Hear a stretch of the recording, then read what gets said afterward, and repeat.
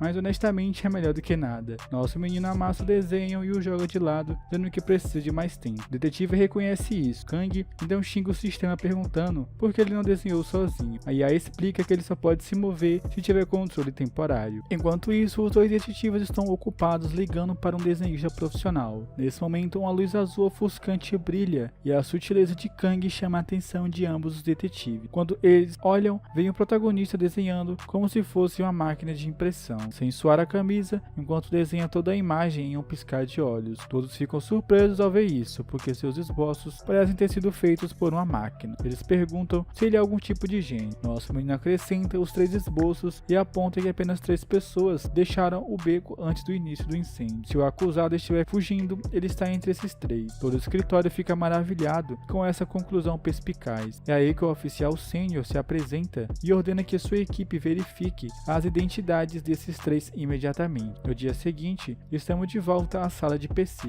onde nosso herói preparou uma comida deliciosa para os seus colegas de meio período. Todos estão comendo. CEO diz a streamer que o incêndio no prédio não foi um acidente, foi um incêndio criminoso. Não surpreendentemente, o queixo da streamer cai cai de descrença, especialmente porque seu próprio apartamento também foi pego no fogo. Parece que o caso foi resolvido e nosso menino está surpreso com a rapidez com que a notícia se espalhou. Só então, ele recebe um telefonema do detetive Park. O detetive explica alegremente que eles pegaram o culpado. Aparentemente, 2 das pessoas do desenho eram moradores locais, mas o terceiro não era daqui. Acontece que ele era amigo da vítima. Eles ainda precisam investigar a causa exata, mas encontraram entorpecente na carteira desse cara. Parece que ele veio pedir dinheiro emprestado e quando não conseguiu, eliminou seu comprador. O que é ainda mais louco é que a polícia rapidamente rastreou os que vendiam os entorpecentes e invadiu o local. Eles até pegaram um ator muito famoso no meio dessa palhaçada. O protagonista não pode deixar de apontar como todo esse incidente está ficando cada vez maior. O detetive concorda dizendo que parece que não há férias para ele desta vez, já que o caso não será encerrado tão cedo. Ainda assim, ele está feliz que graças ao nosso menino e aos esboços que ele desenhou, eles conseguiram acelerar as coisas 100 vezes. Ele se pergunta se eles podem tomar esses esboços públicos. Nesse momento, o sistema diz a Kang que ele pode se tornar uma sensação pública, o que vai colocá-los em muitos holofotes, mas não há necessidade de se esconder. Eventualmente, o nosso menino diz ao detetive que não se importa se os esboços forem postados, mas ele só quer que fique quieto sobre quem os desenhou. Seus colegas de trabalho se animam com o que ele está dizendo ao telefone. O detetive Park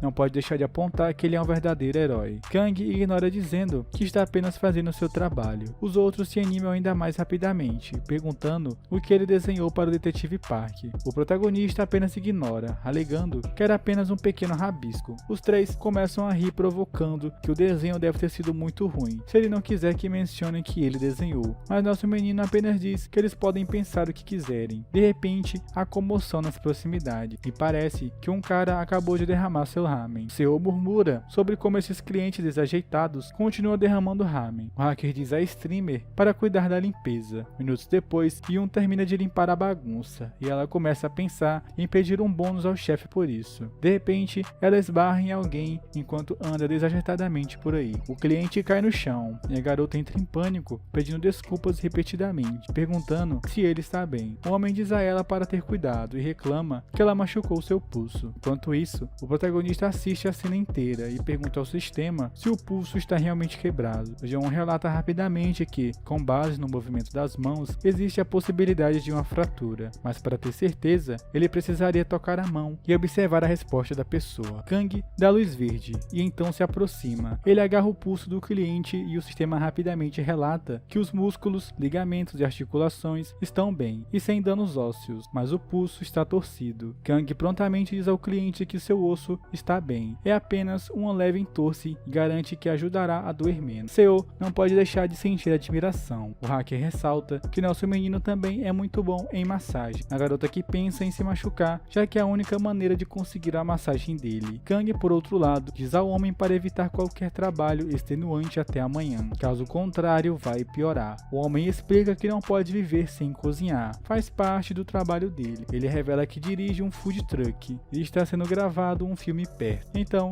o contrataram. A streamer se voluntaria para ajudá-lo, mas o homem não tem tanta certeza e pergunta se ela pode realmente cozinhar. A garota admite que sabe cozinhar ramen muito bem, mas o cliente diz que não importa o quão terrível a situação fique, ele não pode simplesmente servir ramen. Ele se pergunta se alguém é bom em cozinhar que poderia ajudar. É aí que ele começa a olhar para o nosso menino com olhos inocentes. O sistema pede ao nosso menino que diga sim. Apesar disso, Kang recusa o cliente, mas o cliente rapidamente aumenta a oferta, dizendo que pagará 300 mil se ele ajudar. Assim que esse número se registra na cabeça de Kang, ele grita perguntando animadamente se ele só precisa cozinhar arroz e alguns acompanhamentos. O cliente confirma e se anima de felicidade, sentindo-se honrado em receber a ajuda de alguém como o nosso garoto. Ele lembra de como ouviu que essa sala de PC tem uma reputação de boa comida. Ele só veio dar uma olhada. A comida estava aparentemente muito deliciosa. Então, ele tem voltado desde então, pensando que poderia aprender alguma coisa. Mas agora, a própria lenda está prestes a ajudá-lo. Ele sente que não há nada com que se preocupar. Nesse momento, ouvimos nosso menino conversando com o sistema e descobrimos que ele concordou em ajudar porque planeja investigar outras regiões também. E o dinheiro que ele está recebendo é apenas um bônus. Logo, chega a manhã seguinte. O food truck deles rola pela estrada e Kang está dirigindo. O cliente fica genuinamente impressionado ao ver como as habilidades de direção de Kang são incríveis. Ele nem percebeu que o seu caminhão caminhão poderia dirigir tão suavemente. A propósito, vamos dar um nome a esse homem e chamá-lo de Franklin. Franklin então relembra o incidente recente, mencionando que a notícia explodiu sobre um ator sendo pago em uma festa cheia de entorpecentes. Nosso menino concorda, dizendo que também ouviu falar sobre isso. Franklin revela que o lugar para onde eles estão indo é onde o mesmo ator estava filmando, e o filme deveria ser lançado em cerca de uma semana. Kang pergunta se eles ainda vão lançá-lo agora, que o ator principal foi pego em algo assim. Franklin apenas balança a cabeça, perguntando quem gostaria de assistir a um filme com um ator viciado. Agora, eles estão refilmando todas as cenas que o ator tinha gravado antes. Franklin diz estar feliz por estar conseguindo trabalhar lá, mas a atmosfera é intensa e todos estão lutando para refilmar todas as cenas com um novo ator. Kang pergunta por que eles simplesmente não adiam o lançamento. Franklin diz que é um pouco complicado. Eles já trancaram uma tonelada de cinema, então se atrasarem, podem perder todos esses pontos e a produtora pode afundar. Kang ressalta que o diretor deve estar passando por um momento difícil agora. Franklin responde positivamente, mas diz que o diretor é um dos principais diretores de filme de romance da Coreia, então tem certeza que tudo ficará bem. Nesse momento, a cena muda para o próprio diretor, que está fumando um cigarro tentando desabafar. Ele parece completamente derrotado, já que nada está indo do jeito que ele planejou. O cara ao lado dele percebe a tensão e pergunta nervosamente se eles devem refazer a cena. O diretor apenas murmura que eles não têm tempo